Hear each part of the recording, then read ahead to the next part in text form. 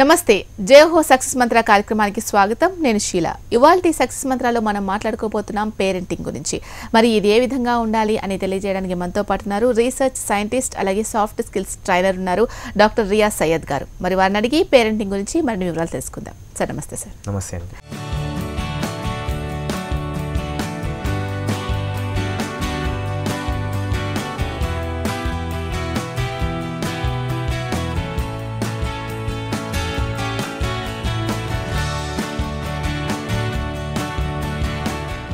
Parenting అనేది ఈ 21st సెంచరీలో చాలా ఇంపార్టెంట్. ఎందుకంటే పిల్లలు చాలా యాక్టివ్ అవుతూ ఉన్నారు, అలాగే డిస్ట్రాక్షన్స్ చాలా ఎక్కువైపోతున్నాయి, వాట్సాప్, ఫేస్బుక్, ఫోన్స్. సో ఇలాంటి టైంలో పేరెంటింగ్ అనేది చాలా ఇంపార్టెంట్. అంటే పిల్లలు వినే స్టేజ్ దాటిపోతూ ఉన్నారు. సో పేరెంటింగ్ అనేది ఏ విధంగా ఉండాలి ముందు చెప్పండి. వెరీ గుడ్ అండి. సో పేరెంటింగ్ ఇప్పుడు ప్రజెంట్ జనరేషన్లో పేరెంట్స్ని చూస్తే వాళ్ళు ఎప్పుడు ఒకటే కంప్లైంట్ ఇస్తున్నారండి నాకు. మా జనరేషన్లో మేము మా పెద్దవాళ్ళ మాట విన్నాం. అవును. ఇప్పుడేమో ప్రజెంట్ జనరేషన్లో మా పిల్లల మాట మేము కూడా వినాల్సి వస్తుంది. మా మాట వాళ్ళు వింటలేదు అంటున్నారు. సో రెండు వైపుల నుంచి వాళ్ళు మేమే వినాలా, మా మాట వినకూడదండి. ఇది వినటానికి బాగానే ఉంది, కానీ బట్ ఇన్ రియాలిటీ ఒక 50-50% I think we have to accept them. But ఇంకొక 50% కూడా మనం they have to they are certain areas where they need to improve upon or strengthen చేసుకోవాల్సిన అవసరం ఉందండి. అంటే జనరల్గా ఇప్పుడు పేరెంటింగ్ టైప్స్ కనుక చూసుకుంటే కొంతమంది మన పాత రోజుల్లో నాన్నగారు ఇంట్లోకి రాగానే పిల్లలు ఎక్కడ వాళ్ళు అక్కడ గప్ చుప్ అని చెప్పేసి ఎక్కడైనా ఆడుతూ పాడుతుంటే పుస్తకం తెచ్చుకొని ఒప్పించి చాలా స్ట్రైట్ కూర్చుంటాం. ఎవరైనా టీవీ వాళ్ళ ఇంట్లో అమ్మ టీవీ చూస్తుంటే నాన్నగారు రాగానే అట్లా సందు దాటగానే టీవీ బంద్ చేసేసి ఇంకేదో వర్క్ చేస్తున్నట్టు. సో అదంతా ఆర్మీ టైప్ స్టైల్ అనమాట. సో అదొక స్టైల్ ఉంటుంది. ఇంకొంతమంది అంటే హ్యాపీగో లక్కీ గైస్ ఉంటారు. ఇంకొంతమంది జోవిల్ ఉంటారు, వస్తారు, ఆడతారు, పాడతారు. పేరెంట్స్ ఫాదర్స్ గారు చూస్తే వాళ్ళతో గోల్ చేస్తారు, చిన్నపిల్లలు అయిపోతారు. కొంతమంది ఇవేం పట్టవు అనమాట. చలో ఓకే మెకానికల్ స్టైల్లో ఉంటారు. ఓకే వచ్చామా, నేను ఎర్నింగ్ ఇచ్చామా లేదా అని. సో ఇలా కాకుండా ఇంకొంతమంది ఉంటారు ఫోర్త్ టైప్ ఆఫ్ పేరెంట్స్. వాళ్ళు అంతా చాలా సిస్టమేటిక్గా ఉంటారు. ఎక్కడ సీరియస్గా ఉండాలో అక్కడ సీరియస్గా ఉంటారు, ఎక్కడ జోవియల్గా ఉండాలో అక్కడ జోవియల్గా ఉంటారు, ఎక్కడ కొద్దిగా రెండు విధాలుగా ఉండాలో అలా ఉంటారు. సో మనం చిల్డ్రన్ని ఎలా అంటే ఏజ్ని బట్టి మనం వాళ్ళని డీల్ చేయాలి. చిన్నపిల్లగా ఉన్నప్పుడు వాళ్ళని ఒక చిన్నపిల్లగా డీల్ చేయాలి. ఒక 7 నుంచి 15 years ఏజ్ వరకు వచ్చేప్పుడు కొద్దిగా మనం వాళ్ళని అథారిటేటివ్లో కొద్దిగా, అది అడాల్సెంట్ ఏజ్ వచ్చేసరికి మనం వాళ్ళతో ఫ్రెండ్గా ఉండాలి. ఎప్పుడైనా వాళ్ళతో ఫ్రెండ్గా ఉంటేనే. మనం అడాల్సెంట్ ఏజ్కి వచ్చిన తర్వాత కూడా మనం వాళ్ళతో బాసీ టైప్గా ఉంటే చాలా కష్టం అవుతుంది. They will become rebels. So మనం ఎప్పుడైనా ఒక కంజీనియల్ అట్మాస్ఫియర్, ఒక ఫ్రెండ్గా ఉండాలి. వాళ్ళకి డైరెక్ట్గా మనం ఏదైనా బాస్ స్టైల్లో చెప్పకుండా మనం ఒక ఫ్రెండ్ లాగా చెప్తున్నాం, ఒక గైడెన్స్ చెప్పినట్టు. సో వాళ్ళ తప్పుల్ని ఎక్కువ ఎత్తి చూపించకుండా, సో ఇలా చేసావు కదా, ఇది చేయడం వల్ల నీకు ఇలాంటి రిజల్ట్ వచ్చింది, అదే ఈ పని ఇంకో విధంగా ఇలా చేస్తున్నావు అనుకో ప్రాబబ్లీ నీకు మంచి రిజల్ట్ వచ్చేది అని వాళ్ళకి మనకు ఒక constructive parenting I would say, feedback oriented parenting కనుక ఇవ్వగలిగితే చాలా బాగుంటుందండి. సపోజ్ ఒక పిల్లవాడు తప్పు చేశాడు, క్లాస్లో తప్పు చేశాడు, లేకపోతే పిల్లలతో గొడవ పడుతున్నాడు, లేదంటే ఇంకేదైనా చిన్న దొంగలు చేశాడు, అలాంటప్పుడు మనం వాళ్ళతో కొద్దిగా కఠినంగా ఉండాలి. ఈ తప్పు చేస్తే నాన్నగారు కానీ అమ్మగారు కానీ ఇలా చేస్తారని ఒక చిన్న ఫియర్ ఫ్యాక్టర్ ఉండాలి. అంటే అది ఉంటేనే ఓకే. లేదంటే సెకండ్ టైప్ కొద్దిగా చూసి ఇచ్చున్నట్టు పోవాలి ఒక్కోసారి. థర్డ్ టైప్ మరీ లూజ్గా ఉండాలి. ఒక్కోసారి చలో జాతా హై, చిన్న చిన్న విషయాలు కూడా మనం భూతద్దంలో చూసి వాళ్ళని కొట్టి లేకపోతే తిట్టి ఒక నెగిటివ్ ఇంప్రెషన్ వేసే కంటే, సో సిచ్యువేషన్ తగ్గట్టుగా మనం we have to adapt ourself. Army style కూడా పనికిరాదు ఈ రోజుల్లో, అలా అని టూ క్యాలస్గా ఓపెన్గా ఉన్నట్టు. So we need to be really be conscious, I would say conscious parenting. So మనం ఏదైనా మాట్లాడుతున్నామంటే మనం మాట్లాడే ప్రతి మాట వాళ్ళని ఎఫెక్ట్ చేస్తుంది. So doubly sure like what you're talking. మనం తెలియకుండా చాలా కస్ వర్డ్స్ వాడతాం, తెలియకుండానే ఏరా పూరా ఇంకా చాలా అలాంటివి వాడుతుంటాం. మనం చూసే వాళ్ళు నేర్చుకునేది. We're basically our role models to the children, right? నీవు నేర్పిన విద్యయే నీరజాక్ష అంటాం తెలుగులో. మనం ఏదైతే మాట్లాడతామో ఏదైతే చేస్తామో అదే బీకం అవుతారు. సపోజ్ ఒక రాజకీయ నాయకుడు ఉన్నాడు, 95% వాళ్ళ అబ్బాయి ఏమవ్వాలనుకుంటాడు, రాజకీయ నాయకుడు కావాలనుకుంటాడు. ఒక డాక్టర్ ఉంటారు, మంచి డాక్టర్, ఫేమస్ డాక్టర్, తెలియకుండానే అబ్బాయి కూడా నేను డాక్టర్ అయితే నాకు ఇలాంటి ఒక మంచి, ఇప్పుడు డాక్టర్ ప్రొఫెషనల్ డాక్టర్స్ చూస్తే అట్లీస్ట్ 50-60% చిల్డ్రన్ డాక్టర్. అంటే వాళ్ళు తెలియకుండానే వాళ్ళని ఇన్ఫ్లుయెన్స్ చేస్తున్నారు, కాన్షియస్లీ అన్కాన్షియస్లీ. సో అలానే మనం చేసే ప్రతి పని what they want to become అనేది మనం వాళ్ళకి చెప్పకూడదు, నువ్వు ఇది అవ్వాలి, ఇది చేయాలని. You set an example. Let their ears not listen your instruction, but let their eyes see you set an example. Okay okay. మీరు ఎగ్జాంపుల్ సెట్ చేయాలి. సపోజ్ ఫాదర్కి స్మోకింగ్ అలవాటు ఉంది, పిల్లవాడు స్మోకింగ్ చేస్తున్నాడు, వాళ్ళు కొట్టారనుకోండి ఎందుకు తాగుతున్నావు అంటే, is there any moral in that, logic in that? లేదు. So we have to be a role model to the children. So మనం చేసేదే వాళ్ళకి అది ప్రతిబింబం అవుతుంది. సపోజ్ మనం చాలామంది పేరెంట్స్ ఏం చేస్తున్నారంటే వాళ్ళకున్న ఆలోచనలు ఆశయాలన్నీ వాళ్ళ పిల్లల ద్వారా చేసుకోవాలని అనుకుంటారు. వాళ్ళు చేయలేనివన్నీ వాళ్ళు మా పిల్లవాడు చేయాలి. నేను ఐఏఎస్ కావాలనుకున్నాను, కాలేకపోయాను, అందుకని మా అబ్బాయి చేతి చేపిస్తానంట. ఇది ఓకే, నిజంగానే ఐఏఎస్ మంచి జాబే, అది కాదన్న, it's really respectable you know position civil servant అనేది. కానీ వాళ్ళని మనం దాన్ని ట్యూన్ చేయటం అనేది ఒక స్మార్ట్ వేలో జరగాలి. నువ్వు రోజు స్కూల్ నుంచి రాగానే నేను ఐఏఎస్ కాలేకపోయాను, ఐఏఎస్ చాలా మంచిది, నువ్వు ఐఏఎస్ చేయాలనుకుంటే he'll form a negative impact, it will have negative impact on his mind. Rather అలా కాకుండా మీరు మీ అబ్బాయిని ఐఏఎస్గా చూడాలనుకుంటే first let him know the value of a IAS civil servant. So ఎవరైనా ఒక ఐఏఎస్ పర్సన్ తీసుకెళ్ళి ఆయన వస్తుంటే కారు దిగుతుంటే అందరు ఎలా సెల్యూట్ చేస్తున్నారు, ఆయనకి ఎలా విష్ చేస్తున్నారు, ఆయనకి ఎలాంటి రెస్పెక్ట్ ఇస్తున్నారు, ఒక కలెక్టర్కి ఎలాంటి రెస్పెక్ట్ ఉంటుంది సొసైటీలో, go and show it to him. That will set an example. Okay, నేను ఇలా చేస్తే నాకు ఇది ఉంటుంది అని. That is positive parenting, constructive parenting. అలా కాకుండా అది కొంచెం పెద్దగా అయిన తర్వాత అంటే వాళ్ళకి చూసి నేర్చుకునే విధానం వస్తుంది. కానీ చిన్నపిల్లల్ని డీల్ చేయడం చాలా టఫ్ టాస్క్ అయిపోతుంది పేరెంట్స్కి ముఖ్యంగా. ఎందుకంటే వాళ్ళకి ప్యాంపర్ చేస్తేనేమో చాలా గారాభంగా తయారైపోతున్నారు. అంటే ఇంకొక ఎదుగుతున్న కొద్దీ మాట వినట్లేదు. లేదంటే చాలా జాబ్కి వెళ్తున్నాం కదా, పిల్లల్ని ఇంత దూరం వదిలేస్తూ వెళ్తున్నాము, చాలా టైం స్పెండ్ చేయలేకపోతున్నాము, వాళ్ళని ఏం అనొద్దు అనే ఉద్దేశంతో కూడా చాలా ప్యాంపర్ చేస్తూ ఉంటారు. ఇంకొక పేరెంట్ ఎలా ఉంటారంటే, లేదు నువ్వు వినాల్సిందే, నువ్వు చేయాల్సిందే, నీకు ఇష్టం లేకపోయినా ఉండాల్సిందే అని అంటే వాళ్ళు ఎవరైతే చాలా ప్యాంపర్ చేస్తారో ఆ పేరెంట్ దగ్గర ఎక్కువగా ప్యాంపర్ చేసుకుంటూ వీళ్ళ దగ్గర చాలా దూరంగా ఉండిపోతున్నారు. ఈవెన్ నాయనమ్మలు కావచ్చు, అమ్మమ్మలు కావచ్చు, ఈవెన్ ఫాదర్ కూడా కావచ్చు. మదర్ అయితే మమ్మల్ని బాగా చూసుకుంటుందనే ఫీలింగ్ చాలా ఎక్కువ అయిపోతుంది ఈ మధ్యకాలం పిల్లలలో.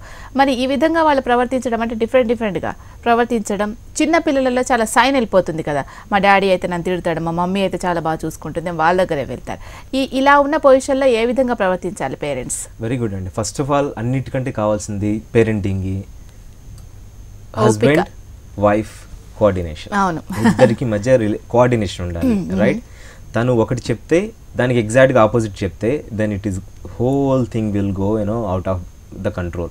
మన పిల్లవాడి చేతి నుంచి జారిపోతాడు.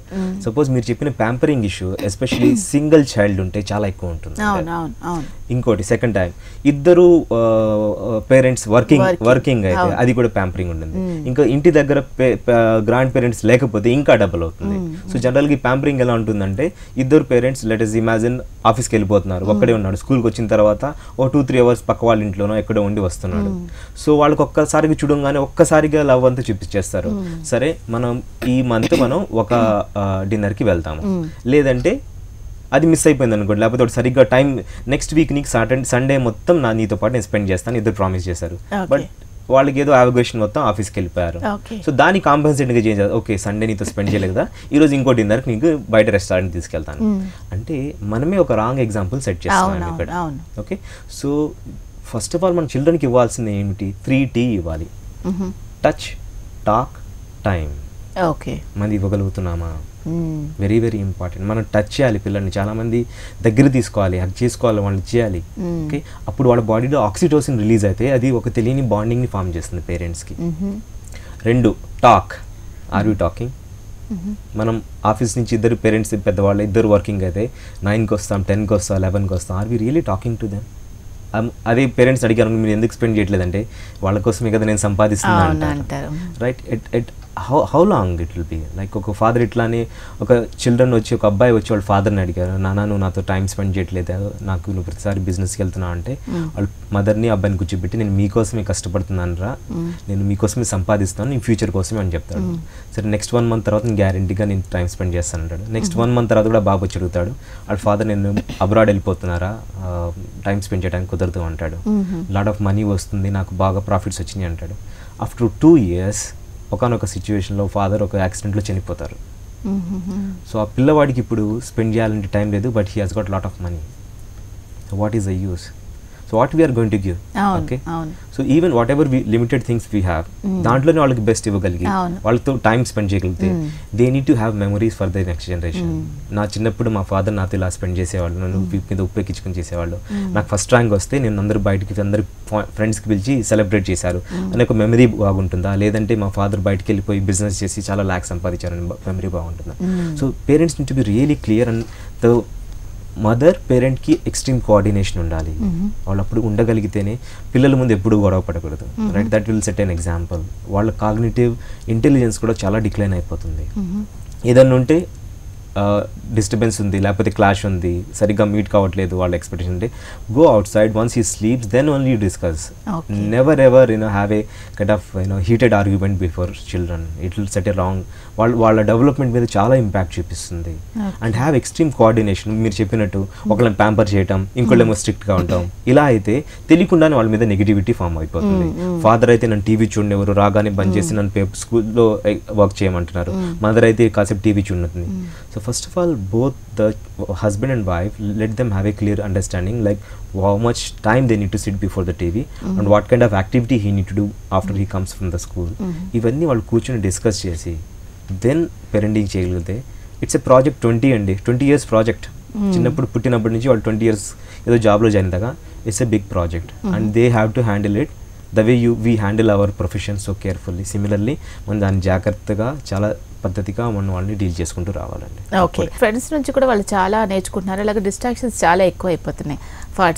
ఫేస్బుక్, వాట్సాప్, ఫోన్స్, టీవీస్, కొత్త మూవీస్, చాలా రకాలు. ఒకటని చెప్పలేము దీనివల్ల పిల్లలు ఇలా డైవర్ట్ అయిపోతున్నారని చెప్పలేము. చాలా రకాలు కొత్త వస్తున్నాయి. ఆ కొత్త వాటి నుంచి పిల్లల్ని బయట తీసుకురావాలంటే పిల్లలకు పేరెంట్స్ కూడా చాలా నేర్చుకోవాల్సిన పరిస్థితి. సో ఇవన్నీ కూడా ఎంతవరకు యూజ్ చేయాలి, ఎంతవరకు యూజ్ చేయకూడదు అని మనం చెప్పినా కూడా వాళ్ళు వినే స్టేజ్లో లేకుండా దాటిపోతూ ఉన్నారు. మరి ఏం చేయాలి ఇటువంటి సిచ్యువేషన్లో పేరెంట్? వెరీ గుడ్ క్వశ్చన్ అడిగారండి. This is basically nothing but we call it as digital distractions. పిల్లలకి ఇప్పుడు social media, that is Facebook కానీ, యూట్యూబ్ కానీ, ఇన్స్టాగ్రామ్ కానీ, ఇవన్నీ సోషల్ మీడియా వాళ్ళని చాలా ఇన్ఫ్లుయెన్స్ చేస్తుంది. తర్వాత ఇంకోటి ప్రత్యేకమైన మాధ్యమం ఏంటంటే టీవీ. వాళ్ళ ఇంటికి రాగానే కూర్చొని రిమోట్ తీసుకొని ఏది 5 minutes కంటే ఎక్కువ చూడరు. అలా దాని మీద గంటల తరబడి దాని మీద కూర్చుండాల. చాలా షోస్ వస్తున్నాయి ఇప్పుడు టీవీలో, రియాలిటీ షోస్ అని. ఇవన్నీ వాళ్ళని చాలా డిబేట్ చేస్తున్నాయండి. రైట్, సో టీవీ ఎంతవరకు చూడాలి, ఎంతసేపు చూడాలి అనేది ఒక రెస్ట్రిక్షన్ పెట్టండి ఇంట్లో. రెస్ట్రిక్షన్ అంటే ఒక positive restriction. Okay, this much time only have to watch. Okay, నువ్వు ఈ వర్క్ కంప్లీట్ చేస్తే నీకు చేస్తాను. ఓకే, నీకు హోంవర్క్ ఉంది కదా, సో ఈరోజు ఇచ్చిన హోంవర్క్ కంప్లీట్ చేసి ఒక 1/2 hour వరకు టీవీలో చూసుకో. నీకు కావాల్సిన ఏ ఛానల్ అది చూసుకో. And number 1. Number 2, whenever he or she watches TV, ensure that you be along with the children. అంటే వాళ్ళతో కలిసి చూడండి, వాళ్ళతో కలిసి ఎంజాయ్ చేస్తూ మాట్లాడుతున్నారు. అంటే మీరేదో వాళ్ళతో పోలీసింగ్ చేస్తున్న ఫీలింగ్ కాకుండా వాళ్ళతో కలిసి మీరు షో చూస్తున్నారు, ఎంజాయ్ చేస్తున్నారన్న ఫీలింగ్ వాళ్ళకి రావాలి.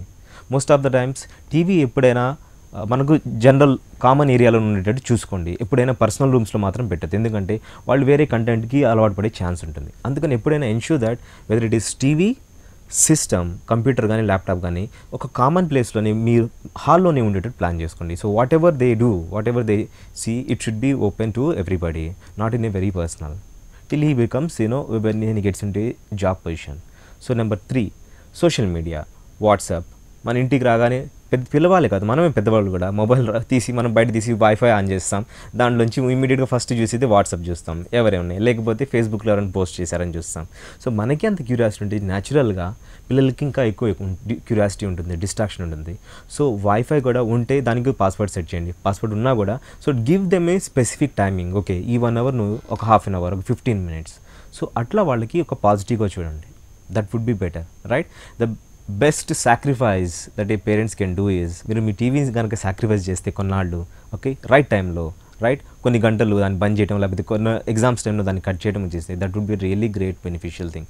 ఎందుకంటే ఆటోమేటికల్గా వాళ్ళు చూడకపోయినా అది డిస్ట్రాక్షన్ ఉంటుంది.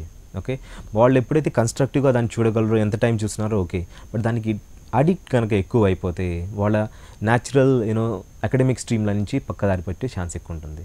సో దీన్ని కూడా మనం ఎంతగా తక్కువగా చూడాల్సిన కంటెంట్ని మనం చూడగలిగి వాళ్ళని ఎంకరేజ్ చేయగలిగితే, let us say Discovery Channel, Animal Planet, news, లేకపోతే right discussions, TV debates, right ఇంగ్లీష్లో, బీబీసీలో ఇట్లాంటివి ఇంటర్నేషనల్ టాపిక్స్ మీద, సైన్స్ రిలేటెడ్ ఏమైనా షోస్ ఉంటే అట్లాంటివి చూసి వాళ్ళతో ఎంకరేజ్ చేసి డిస్కస్ చేయగలిగితే, so if you have a kind of small rider or a kind of pointer, so that would be really beneficial for the students. So grand parents అనేది ఒకప్పట్లో ఉండేవాళ్ళు చాలా, ఇంకా చెప్పాలంటే చాలా ఎక్కువ మంది గ్రాండ్ పేరెంట్స్, బాబాయ్లు, పిన్నులు, అత్తమ్మలు వీళ్ళందరూ కలిసి ఉండేవాళ్ళు. సో ఇప్పటి వరకు చూసుకున్నట్లయితే గ్రాండ్ పేరెంట్స్ ఎవరు, అమ్మమ్మ, నానమ్మ, లేకపోతే తాతయ్య వీళ్ళే ఉంటున్నారు. సో వాళ్ళు ఉండడం ఎంతవరకు అవసరం, ముఖ్యంగా పేరెంటింగ్లో భాగంగా? కరెక్ట్ క్వశ్చన్ అడిగారు మీరు. మన పాత రోజుల్లో చూసినట్టయితే మనం ఎన్ని జాయింట్ ఫ్యామిలీస్ ఉండేవి, రైట్? ఇద్దరు ఒకవేళ జనరల్గా హస్బెండ్ అండ్ వైఫ్ ఇద్దరు ఆఫీస్కి వెళ్ళిపోయినా అమ్మమ్మ, తాతయ్య వాళ్ళు ఉండేవాళ్ళు, దగ్గర ఉండేవాళ్ళు, వాళ్ళకి కావాల్సినవి చూసేవాళ్ళు, వాళ్ళకి పడుకునే ముందు కథలు చెప్పేవాళ్ళు, వాళ్ళకి కావాల్సినవి చేసి పెట్టేవాళ్ళు. ఇప్పుడు కూడా నీకు ఎవరు ఏది ఇష్టం అంటే మా అమ్మమ్మ చేసిన ఆ కూర అంటే ఇష్టం అని మనకి ప్రజెంట్ జనరేషన్ వాళ్ళు చెప్పుకుంటాం.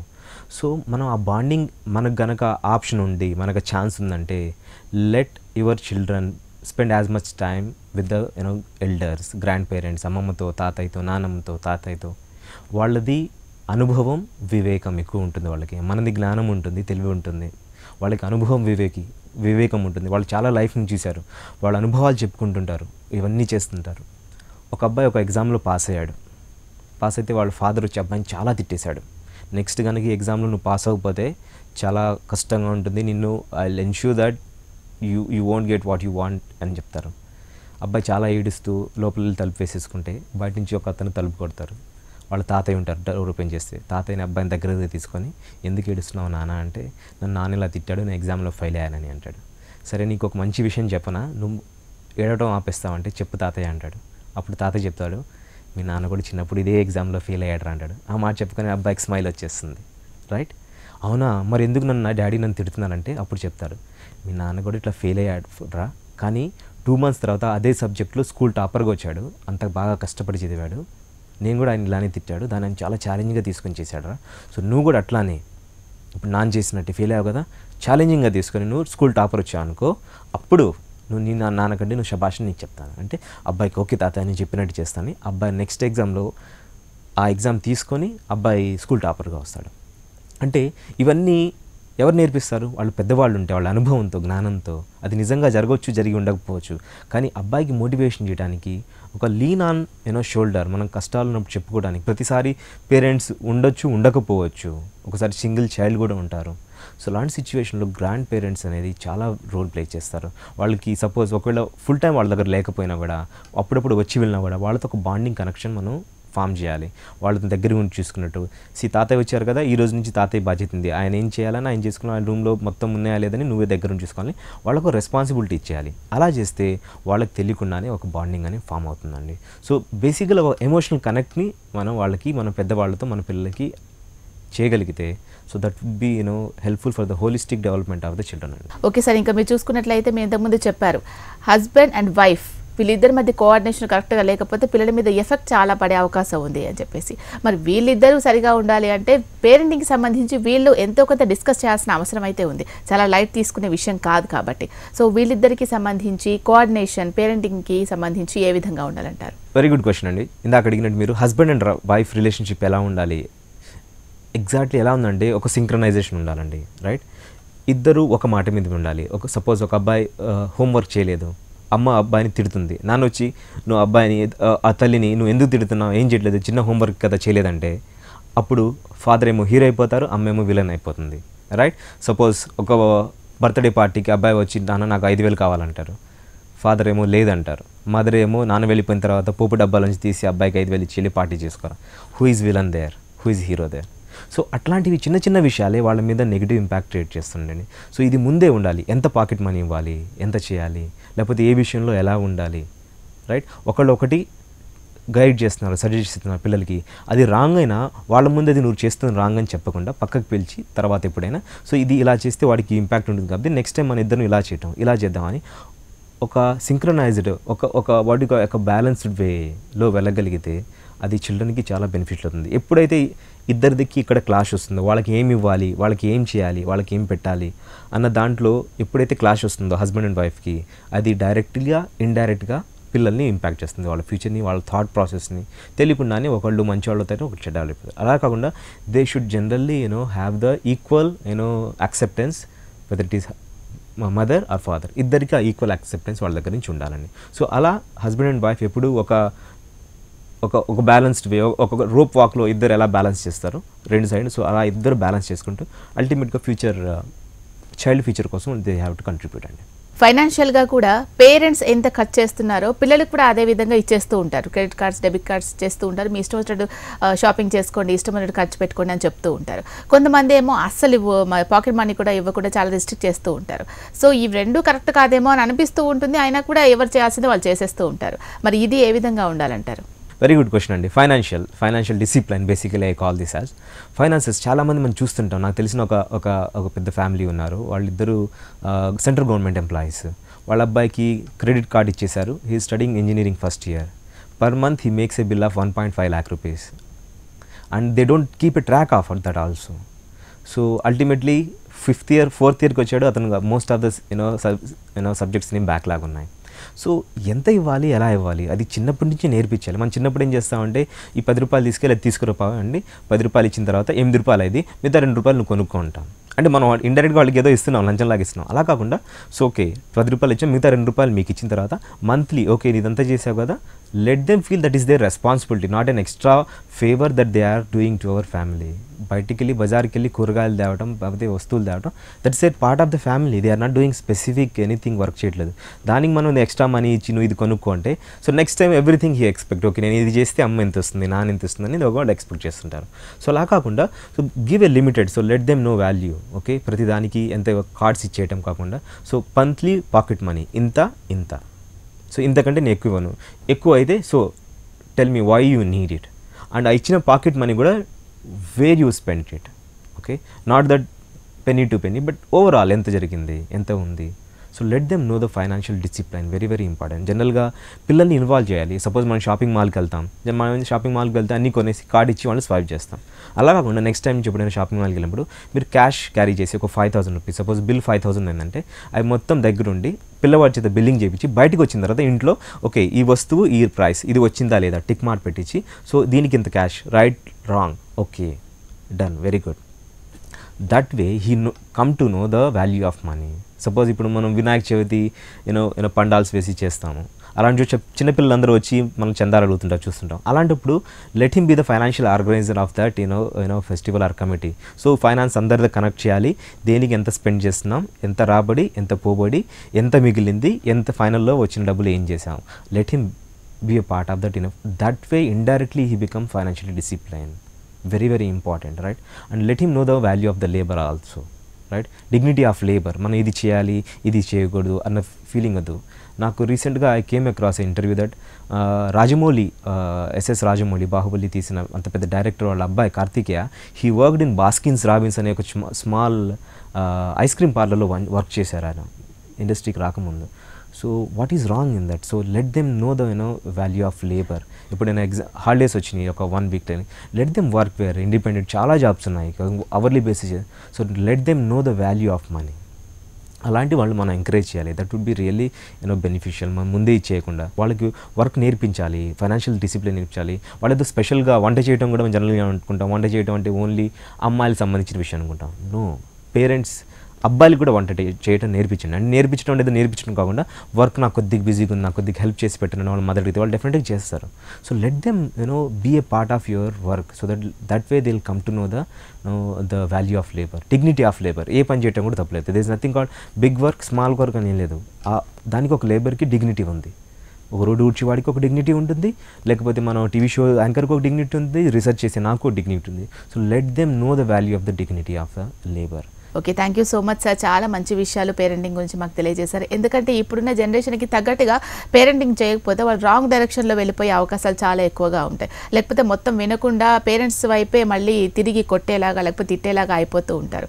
చివరికి అల్టిమేట్గా పేరెంట్స్ చాలా బాధపడుతున్న పరిస్థితి, లేకపోతే స్టూడెంట్స్ లేకపోతే పిల్లలు బాధపడే పరిస్థితి. మమ్మల్ని సరిగా పెంచలేదు అందుకే ఈ విధంగా అయిపోయామని చెప్పేసి.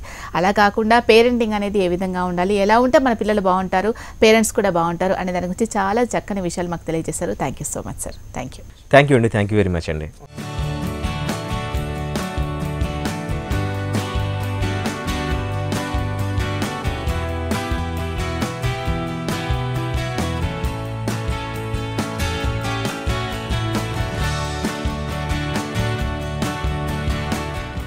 చూశారు కదండి, పేరెంటింగ్ ఎలా ఉండాలో అనే విషయాలు రియా సయ్యద్ గారు చాలా చక్కగా వివరించారు.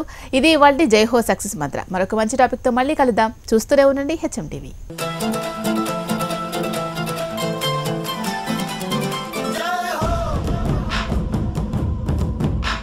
ఉపన్యాస కళలో మీరు నిష్ణాతులు అవ్వాలనుకుంటున్నారా? అయితే మీ కొరకే వక్త. వివరాల కోసం సంప్రదించాల్సిన ఫోన్ నంబర్ 9553586062.